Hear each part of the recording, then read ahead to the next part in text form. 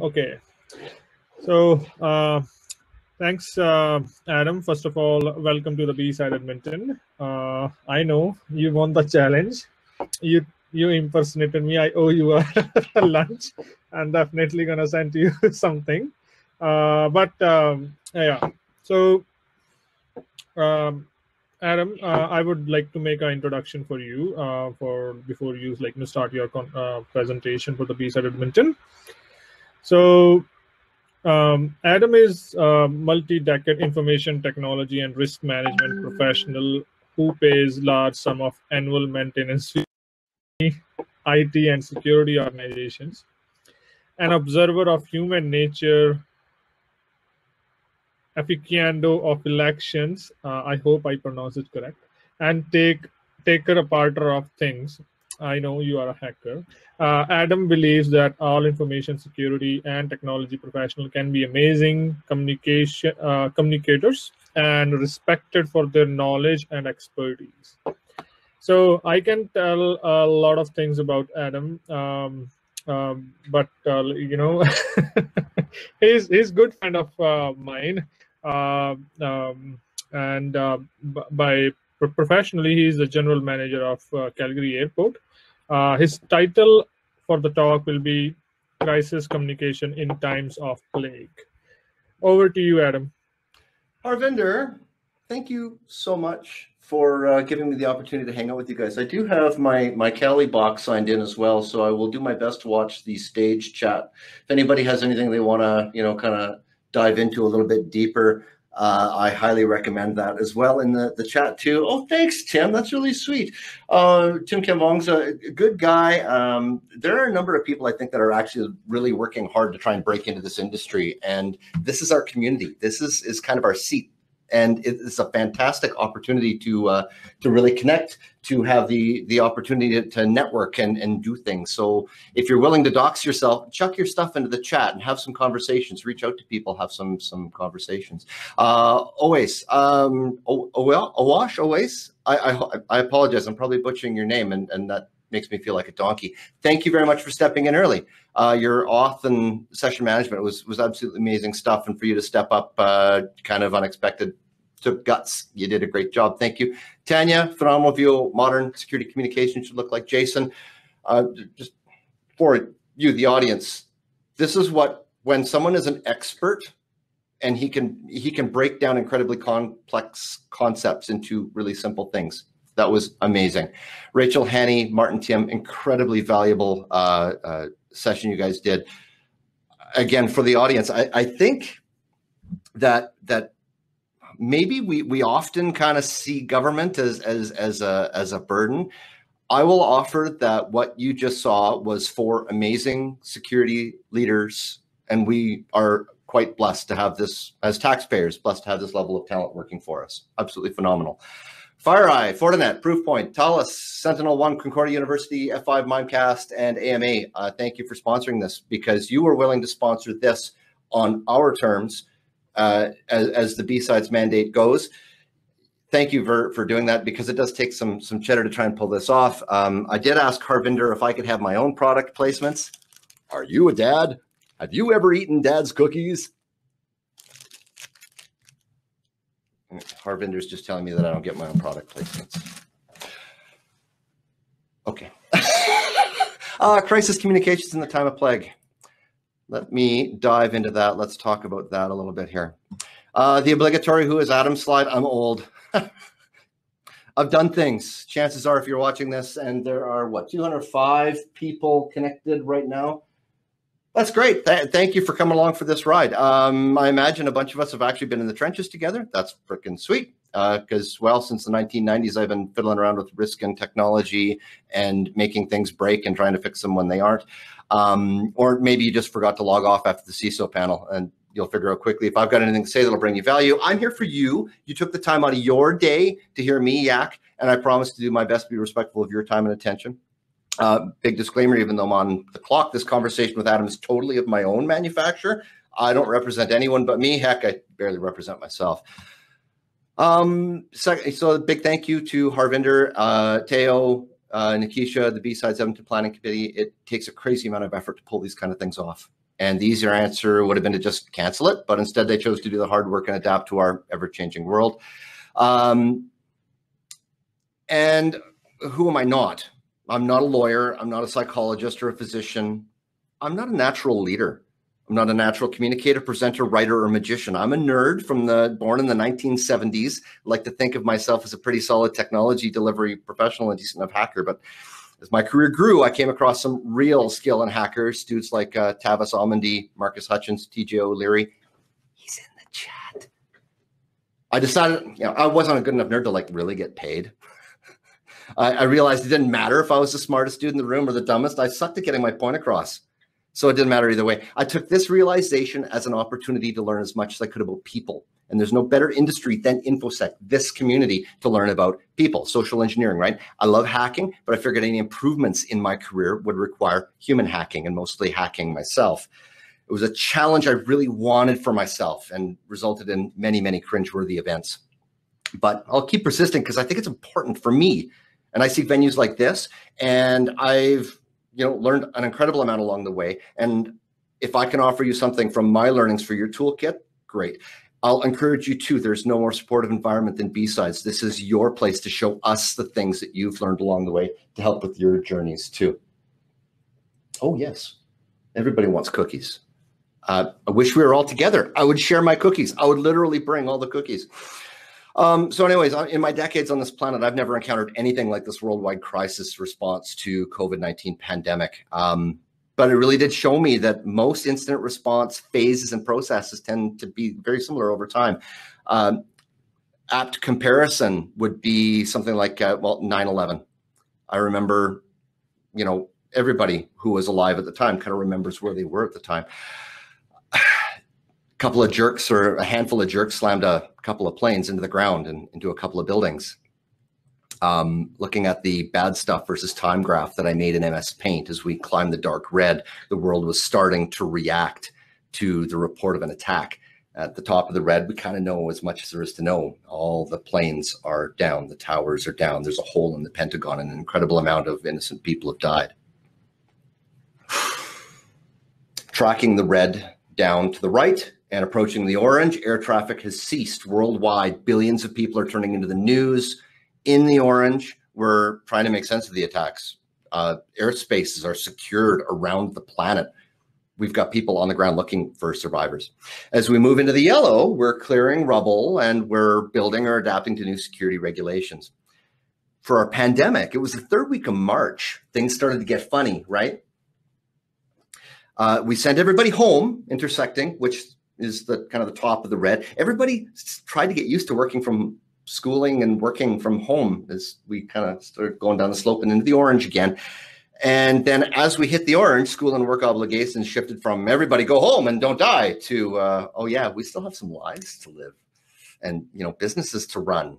And 8 months later, as we circle down the yellow, we're still trying to figure out who we are in this new epoch. Through each of these different phases, we feel different levels of stress and different kinds of communication, different urgency, different needs for the messages that we need to get across. So let me get on with a little bit of that here. Oh, look, I can see my other screen. That's fantastic. That's really cool. Let's take a minute to recognize the complexities of interpersonal communication, right? There's lots of books on it. I'm kind of picking and choosing some of my favorite parts. I think it's important to kind of do an analysis of this first, just to kind of put things in perspective of some of the challenges that we actually face and why communication can be hard, especially when we're stressed the hell out. In this case here, I'm the sender. And I click there. Okay, there we go. And I'm jumping over a cubicle to chastise Dave, and we'll call him Dave because that's his name. Beautiful human being, actually knows a lot of Taekwondo and BJJ and could legit destroy me if I actually did climb over the cube in a nasty way. I'm the sender, and I'm falling into a trap here, though. I'm always right, and everybody should know the things that I know and value the things that I do, right? Dangers of projecting as a sender. Well, chat more about that in, I think, 2 slides. If you've heard about me talk about the buckets, though, part of my coping mechanism during crisis is to consider that things tend to fall into one of two buckets. Things I can control are in one, things I can't control are in the other. And if I focus on the things I can control, the likelihood of reaching successful communication goals is much higher. In this case, as the sender, so much rides on me. In my picture, I can't control the receiver, but I can have hope that Dave is using active listening skills, listening with the intent to understand the message as I, the sender, intend to deliver it. Dave doesn't have to agree. He doesn't have to agree with me. A good listener suspends judgment, though, and biases until there's any reason to actually have it. As a listener, we want to do our best to understand what the sender is trying to tell us. What am I trying to get across? The message. There's a message, obviously, that I'm trying to get across. The information I'm flinging at Dave, and it has a pile of different parts in it. Encoding, even just speaking the sentence, I'm encoding a message in Canadian English. We can encode things in Python. Then for some reason, because an employer told us to, re-encode it to JavaScript. So consider that kind of thing with empathy when speaking to someone with a heavy accent. They're parallel encoding, decoding in their head while you're yammering. Right now, we're also using TCP, OSPF, TLS, and so many opportunities for everything to turn to crap. And we haven't even started talking about the verbals. And the verbals are pretty simple. It's just the words we choose, right? Social engineering is famous for studying nonverbals, and you'll see all sorts of percentages that people toss around out there to say, oh, 86% of a message. I don't know how they're quantifying any of that crap. The reality is, though, that nonverbals are very, very key. It's a lot of the message, and they're key more so because of the consistency required between verbals, nonverbals, and encoding. If you can see my face, if you're watching the stream, let me try this. I'm not mad. Or I'm not mad. It's inconsistencies they stick out with a blinking light to most people. They're often read as lies, which they may or may not be, but they do indicate that something is abnormal, that something is not the way it should be. And I tried to keep my voice flat in that little example there too, because paraverbals is how we say our words. My favorite example from My Cousin Vinny at Arrest, the protagonist says, I shot the clerk. I shot the clerk? Whoa! But in court, the police chief says, and the defendant said, I shot the clerk. I asked him again, and he said, I shot the clerk. So consider carefully how our emotional state, especially in stress, our mood, our exhaustion, our excitement, our defensiveness, all can have an effect on how we say things. There's also a medium person, so person to person, telephone, spider phone, SMS, chat, radio, Teams, Meet, Zoom, unidirectional simplex, omnidirectional, half duplex. Your communication will be more abrupt and at higher velocity in a burning building than in the comfort of a beach chair after beer number 2. Context is always important too, right? She slapped hard is a very different statement when discussing a bass player than a domestic disturbance. Interference, all the barriers between a sender and a receiver with their message, their medium, things like fans and loudspeakers and douchebags with open headers on Mustangs. Calgary, Southeast Calgary seems to be, I'm all one for loud exhaust. I'm a car guy. I like cars, but Southeast Calgary, where I live, is the hotbed of douchebags with open headers who like to roll around at 9 p.m. at night through playground zones. Also, the building you're in, right? You can have noise cancelers. You can have happy echo canceling tiles, etc. From my ham radio days, I always talked about trying to optimize in our personal lives the signal to noise ratio too. We seem to have an awful lot of noise all the time, and so little signal, so little actual important information. Dang, it's hard sometimes. What we also have, technology. We're all talking over technology now. If anybody tries to call me on the phone, I don't answer it because chances are it's somebody claiming to be from Canada Revenue Agency sending a sheriff to arrest me. But packet loss could also be interference. And what have we all done recently, more so than anybody else ever at any time? We're sticking masks on ourselves now, and then having to yell at the poor lady from Tim Hortons going, I would like a double. So yeah, okay, it's hard.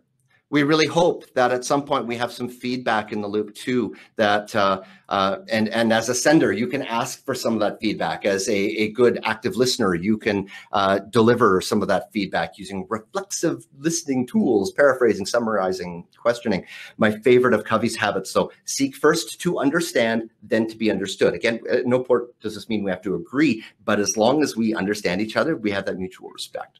So my point, communication, it's just as complex as BGP and just as prone to screwing off. If you found interpersonal communication hard as a computer technology professional, as a security professional, well, heck, you're not alone, especially like when the world is legit on fire all around you. And I have no idea how my little animated GIF is coming through. I stole this idea from Robert Falzone of Checkpoint because he always has the most brilliant slide decks. The next 3 slides are my advice for ways that you can form your communications. I stole this particular one from the emergency response world. The situation report, the sit rep, etched in stone as the CAN report. Conditions, actions, need. Conditions. What's the current status of my piece of the incident response?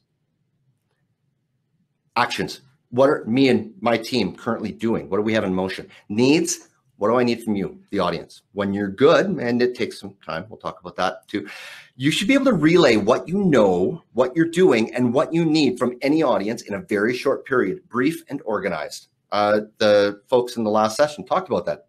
Brief, be good, be brief, be gone. Put what you need as last, working on the theory of primacy, serial position effect from Thorndike's laws. Google it if you're looking for some really interesting ideas on occupational psychology. Great Wikipedia article, Thorndike, Thorndike, especially in times of high stress. Everyone already is barely hanging on. And your audience's personal FIFO buffers, the first in, first out buffers, are already overloaded. People can't absorb a whole lot more. So just say what you're up to with the intention of filling other people's needs and get a commitment for what you need. This can be part of a formal round table or just making a request of another person or team. And you need to listen to the info you might need. When you're asking for needs, somebody else might already have delivered that in their report. So get off your phone during the round table and pay attention. So, okay, heat is on. Here's some examples I cooked up from the firefighting world. I'm actually going to read this one out. Command, this is search team 1 inside the structure. Light smoke is visible with no heat. We're completing the primary search of the main floor and requesting the results of the exterior suite before entering the basement. Pretty simple. Hey, it's me. I'm search team 1. I'm inside the building. There's some little bit of smoke, but no, real heat or anything. We're just finishing up our primary search of the main floor. We want to go in the basement, which is known as the firefighter killer. So maybe let me know if you see any puffing smoke from the outside. Conditions, actions, needs. All right. From physical security,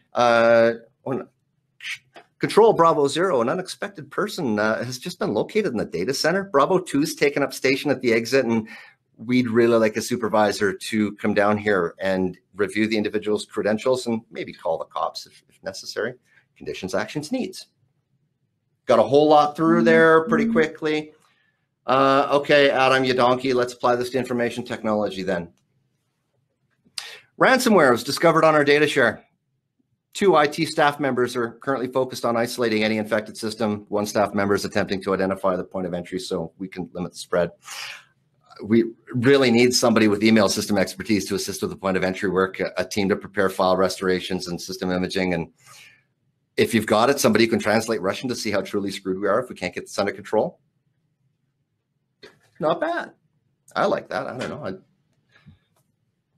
I wrote it, so I guess I'm biased. Conditions. We have ransomware. Actions. We have 3 people working on it. Needs. We need a recovery team to say hi to Cozy Bear. Yeah, good times. When you get good at it, feels really organized. Crafting your message. So conditions, actions, needs. I stole from the emergency response, emergency services kind of community. This one, where are we? Oh, we're precision clarity objectivity. I heard this on a podcast once, and I pulled over my car on the side of the Anthony Henday. I I can't remember who I stole this from, and I feel really bad. I've Googled it, and I've never been able to come up with it again. So if anybody knows where I stole this from, I'd love to give them credit. But thinking back to our time versus bad stuff graph, once you kind of get out of the need for those really quick sit reps, right? And you can start, actually crafting your messages a little better. The can report still works, but you can focus on crafting your message a little more carefully. Another triumvirate of cleverness that I like: precision, clarity, and objectivity. And this goes back on you, the sender, encoding your message. Precision, I don't care about your filler words. Use like all you want. What no one wants when more storage is undergoing ransomware attack every second is a 20-minute diatribe on crap that isn't going to make a difference. We don't need a dump of everything you've been working on. We're assuming you got it handled, unless you need something. To help me along this path, I've also been playing with adapting I love emergency services stuff. The 5 rights of administering medication in first aid. If you've ever taken a first aid course through St. John Ambulance or Canadian Red Cross, highly recommend that stuff, by the way. The right drug, the right dose, the right route, the right patient at the right time. Yeah, I got that right.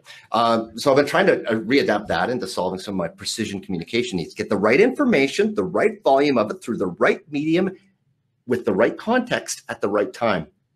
It's a little big. I know, it's a work in progress. Just no matter what you're delivering, just do your best to make it precise. Clarity is about your audience. The reality is, Tanya said it this morning too, you're B-sides. I expect that you know about security and you know about technology, that you're on top of this, that you're good.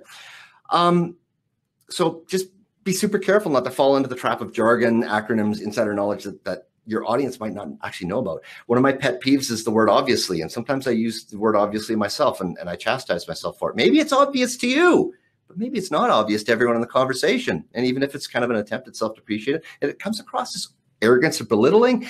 And the last thing that you want is resistance in the listener.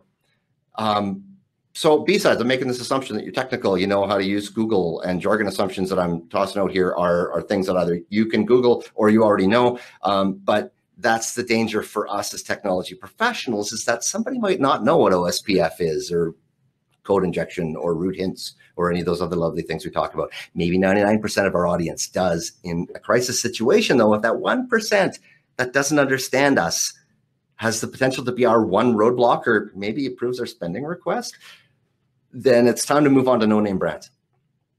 An old adage, and I talk about it with Jason Maynard, did such a great job of it. If you call yourself an expert and you can't explain a concept in terms that the sender can, or sorry, that the receiver can understand, then I, as a sender, probably don't know my message well enough to be trying to explain it as an expert. Objectivity, out-of-body experience. I love my Homer there. Try to understand your listeners' motivations to drill down to what's really important for everyone. In a crisis, folks don't want to hear you flexing. They want to hear how you've made an impact on their priorities or lessened their noise and given them more signal.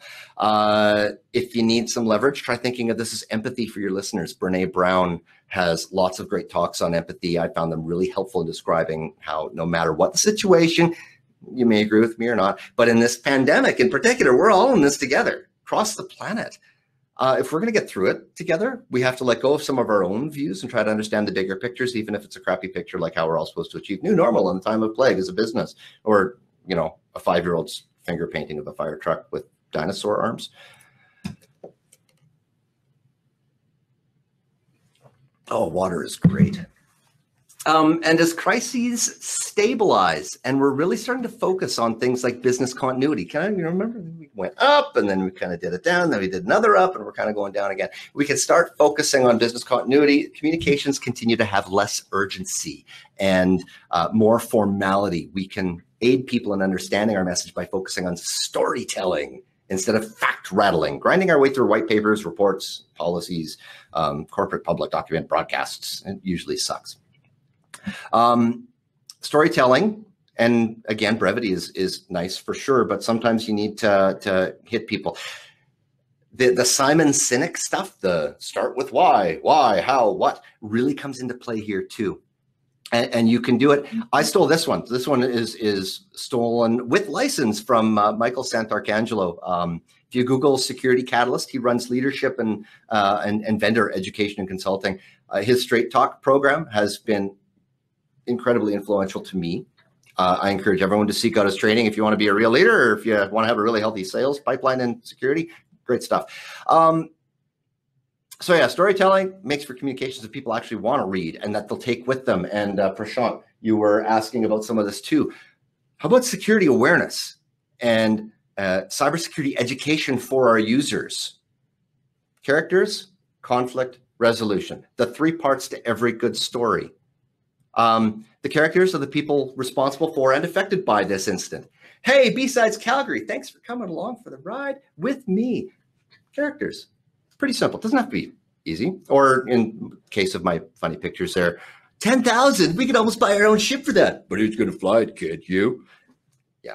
Conflict, the common goal or objective that we're addressing. Right? Doesn't actually have to be a fight. I was kind of hoping for a City of Edmonton versus City of Calgary CISO grudge match. I'm pretty sure Hanny can hit harder, but Tim is a good runner. So I'm not really sure how that would have worked out. That would have been a hoot. With Martin in the middle, or maybe Rachel. No, Rachel would be the judge. Martin would be the referee. I think that would have been awesome. Sorry, squirrel. Conflict, the common goal or objective that we're trying to address within this particular story. Darth Vader, I've been waiting for you, Obi-Wan. We meet again at last. I made you some toast. It's a little on the dark side, don't you think? Lol. And resolution, here's how we're working together to achieve our common goals. Again, not just your goals, not just my goals, our common goals. Or how we're measuring success and how we can all achieve it. It might feel silly, but it works. And if we look at all media, it's kind of the standard formula that everything follows. Hobbits like many meals. We have to destroy the One Ring, Mount Doom. I'm the Doom guy. Oh, those imps and floating eyeball things need to get splattered with the BFG 9000. I reached the end. Roll credits. Real world, my buddy. We'll call him Norman because that's his name. He told me that his Dropbox app disappeared from his work computer one day, and so he went to the help desk and said, "Hey, why did my Dropbox disappear?" All he ended up was getting the cybersecurity group said it's been removed because of policy. Do you think that satisfied him? No, it just made him think his cybersecurity team was a bunch of minos. Could have been much different. So if we try it with the storytelling mentality, again, it doesn't have to take long. I am a rambler, but characters, conflict resolution. So I'm going to read this one off here too. Well, here's the thing. Our security team flagged Dropbox as a risk, and our company is cash strapped, and our help desk is already overwhelmed. But we recognize you have a business need for a cloud storage tool. We can't use Dropbox in the manner you've been doing it. The potential for you to put intellectual property in a personally managed tool and lose access to it could be super impactful to us. But we have OneDrive for Business activated with our Office 365 accounts. Please grind through that with the online learning portal and see if it'll do the same stuff, because then the files stay under the company's protections and our custody, and we all come out looking pretty suave. Okay, sure, it's simplified, but I believe it works so much better than because policy. If you want, in the words of Tim McCreight, get people to do what you want to do. Get people to do what you want to do because they want to do it too. And that's what this is about. So we've done the conditions, actions, needs, precision, clarity, and objectivity, characters, conflict, resolution. That's how you can actually start building your messages and find ways to actually bring people along for the ride. How do you actually get that working? And you know, the reality is this is real leadership stuff. You might just think you're not a leader, you're not a boss, I'm just a pen tester. But the reality is you are leading people along a path. And to Prashant's earlier question, the reality is we're asking people to get better at cybersecurity. Sure, cybersecurity can be all about technology if we want, but the humans, the people who use the computers, are the piece of the puzzle that we still are really, really struggling with, isn't it? So you have the opportunity in every interaction with humans to help be a leader. Introspect, like Spider-Man, check yourself before you wreck yourself. Lots of us have talked about Dunning-Kruger effect or illusory superiority over the years. The idea that people get a little bit of info and they think they're experts on a subject, and then we point at them and laugh at them and say, you're not actually an expert in anything. The reality is that we are all kind of subject to it, all of us. So recognizing our own weaknesses, take a peek inside, recognize our own weaknesses, and use those as motivation to keep educating and improving ourselves. If you can, and do this carefully, so as you don't break any wiretapping laws. I think it's part 6 of the criminal code. I can't remember. But consider recording yourself during your own sit reps, or participating in a meeting, or record your side of a phone call. Be careful not to break any wiretapping laws, please. It's amazing what we can learn about ourselves with that little bit of separation too, is that if I've recorded myself and then I go back and listen to it later, I can see where I communicated best. When I was doing the firefighting thing, and anytime that I was in a command situation, all of our radio communications were actually recorded. After all the adrenaline was gone and all the stuff was cleaned up, I would go back and I would listen to my recordings, and I would actually see, well, how did I sound on the radio? And sometimes I sounded good, sometimes I didn't, but I would take the times that I didn't to learn from that. Prioritizing, really uncover with objectivity what's a priority. Again, a really important leadership thing here. Everybody cringes at the sound of the person for whom everything is an emergency. If the blood isn't going round and round and the air isn't going out, life safety stuff, that's a real problem. Your seat got moved, take a chill pill. Avoid being that catastrophizer. Put things in a real bucket of what's really a priority. And in the incident command system, we prioritize through the big 3: life safety, instant stabilization, protection of assets, property, environment, star. So 1, 2, 3, life safety, take care of the incident, and protection of all the things afterwards. Something that's super helpful are predefined incident severity levels with built-in accountabilities. I don't know, maybe we could talk about that besides 2021 or something. And own things, care, make a conscious choice to be that leader. So I've learned an incredible amount. I learned so much from my own kids. My middle kid, 13 years old, she's been the captain of a couple of sports teams already. And not because she's always been the fastest skater or takes the hardest shot or scores the most gold. She's always chosen by her peers and her coaches because she wants to help. And in her own words, she wants to help bring out the best in everybody else. She wants to bring out the best, get people to bring out the best in themselves. Those kind of attributes, no matter where you are, if you have them and if you espouse them, if you hold them dear to your heart, you become known as the people to be relied upon when stuff goes south. The people who get talked about, like, dang, that Colton dude, he's always so good in a crisis. Actively choose to improve yourself and actively choose to bring out the best in everyone around you. Again, B-sides, this is a fantastic opportunity for anybody that if you're looking for a place to help, this is it. This is a great opportunity. And then the last question that I have, this is my last slide before my kind of exit, which I think I'm trying to get us back on track, which would be lovely. And I'm going to go back to the chat and see if there's any cool things. If anybody's got any cool questions or anything, pop them in the stage there and I'll try to sneak back to them afterwards. How do we get there? How do we become great security communicators when plague hits the planet or the North Koreans are all up in our stuff? Well, do you get precise and accurate slap shot by reading about it? No. Can you beat Leader Arlo in Pokemon Go when you're only level 15? No. You get good from being in the trenches.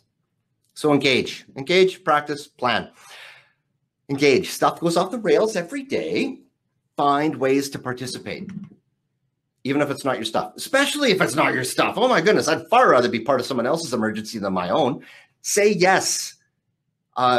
Catch wind, something's going crazy. Float the question in a CAN report. Hey, Alan, I heard that storage is completely offline and everyone is dead in the water across the entire company.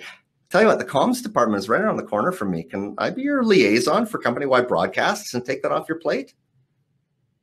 Right? Conditions, actions, needs. I heard everything's broken. I'm physically located near the comms department and we need to, just in case you forgot, we kind of need to tell everybody that everything's broken. And I can handle that for you. Can I take that off your plate? Asking permission. One of the ones that's always a challenge, and we do this all the time because we're lazy and we're really hoping the answer is no. That question of, is there anything I can do? No, of course not. Find something you can do and engage. Get in there. Find a way to get in there. Practice. Bust out the 20-sided die and take on the Demigorgon. On my website at missioncritical.ca, and this isn't a plug for my consulting business because it doesn't exist.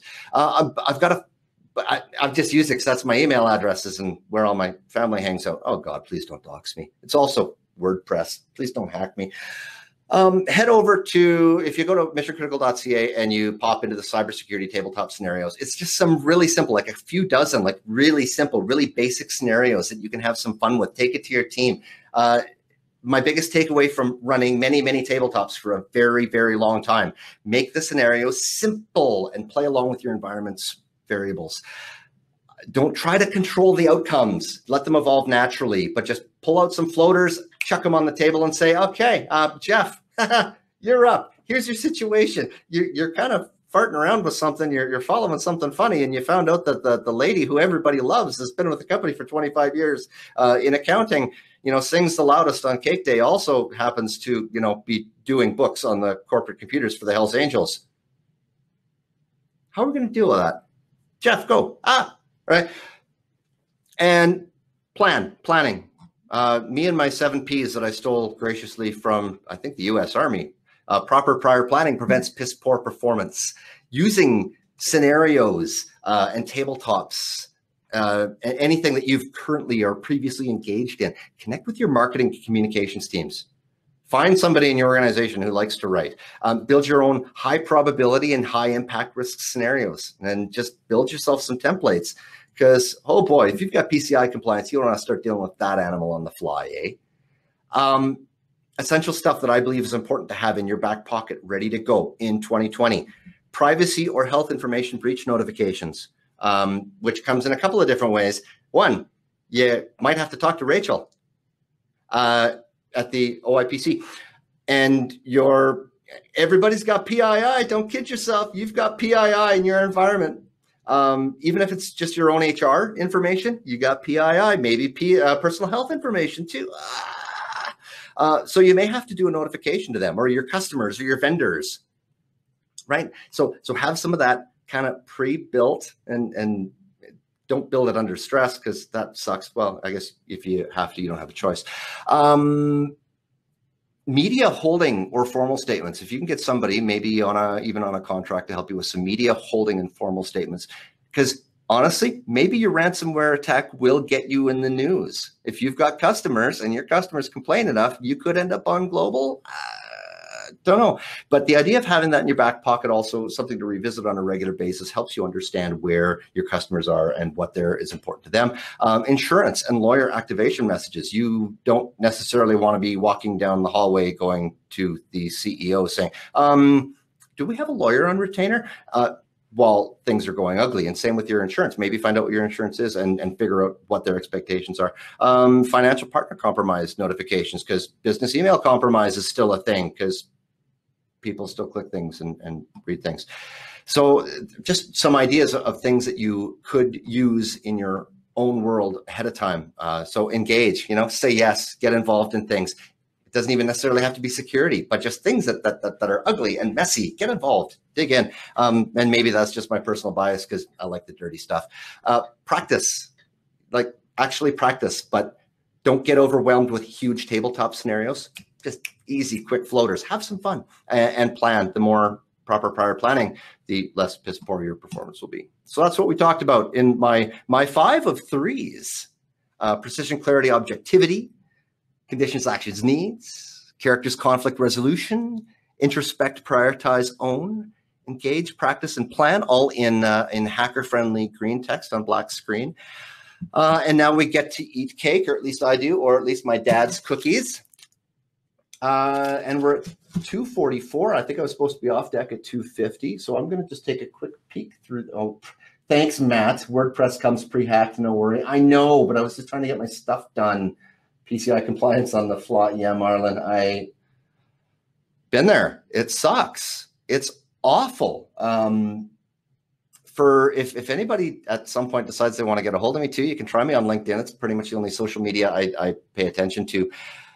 The reality is that I kind of have I have message burnout like a lot of people. So if you do reach out to me, by all means, call me a donkey or something. It's totally cool. But I might be, it might take me a while to get back to you. I do try to respond.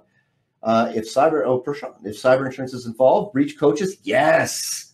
Yes, if your organization is large enough to support a breach coach, get that.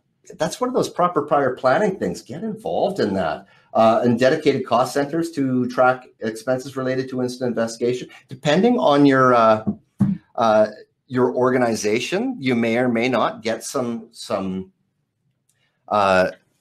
traction with that. I've found that a number of accountants, especially now in depressed economic conditions, are feeling really pinched by saying, "Oh yeah, here's a variable bucket that you can use for not sucking." What I have done in the past and has given me some really, really good advantages is having an incident response retainer with any number of vendors, and I'm not going to name any because I've already done my product placements.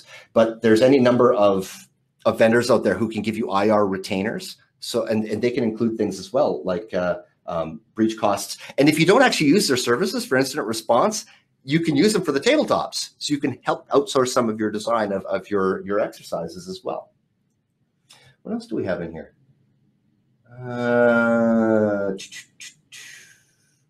Oh, TJ, you're so sweet. Tony, yeah, the why, how, what.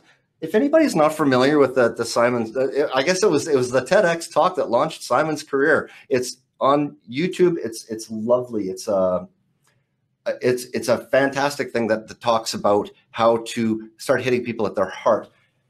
And I would offer that that's something that we tend to do when we talk about decision making. And back to another one of Adam's 3 things, we tend to make decisions emotionally, logically, or financially. Well, there's a 3. Emotionally, we tend to make a lot of our decisions emotionally. Financially, when's the best time to go to the restaurant? When we're hungry. What do we do when we're broke? We look in the fridge.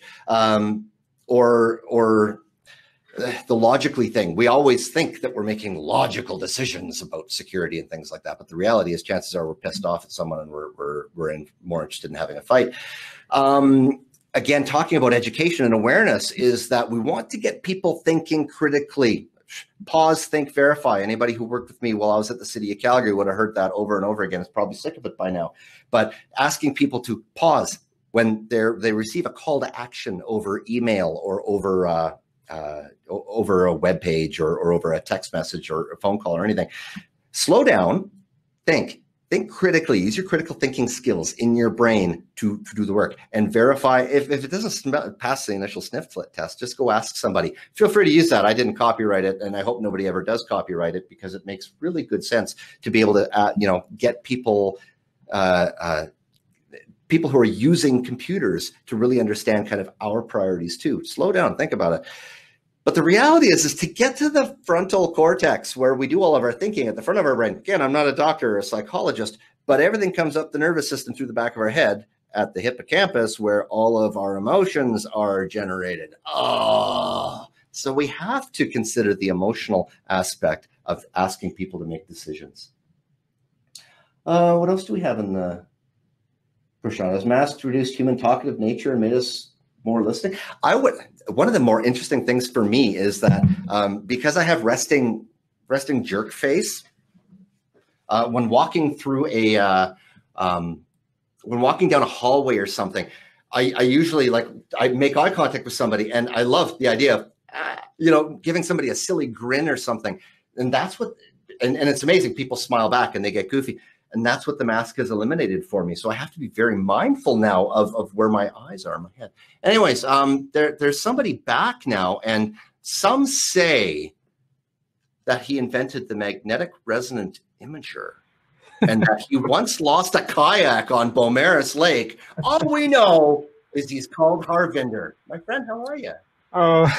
I'm good.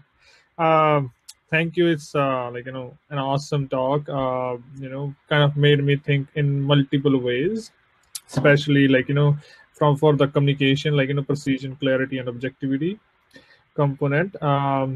Very, very high energy talk. a lot of people actually asking, what is your, like, how many coffee you consume prior to day full of IR activities. I had 3 of these, but in the morning, all I've had is water since lunch. I'm passionate about this. I love this. I love the opportunity not only to talk to people, but to talk to people about security and to talk to people about communication, because I don't know, it's fun. Oh yeah, I know. I remember when the day I was visiting Calgary and you show me the city of Calgary, and I see the, like, how much energy and how much, like, I would say enthusiasm has, like, inside your head. Like, you showed me like almost 70-80% of the facilities. So, I had you breathing hard that day. That was a lot of fun. Now my current employer only has 1 building, so the next time you pop down Highway 2, bring your shoes anyways. We'll go on a run. Yeah. So thank you very much. Thank you. And besides participants, thank you so much for coming along. Really appreciate everybody here.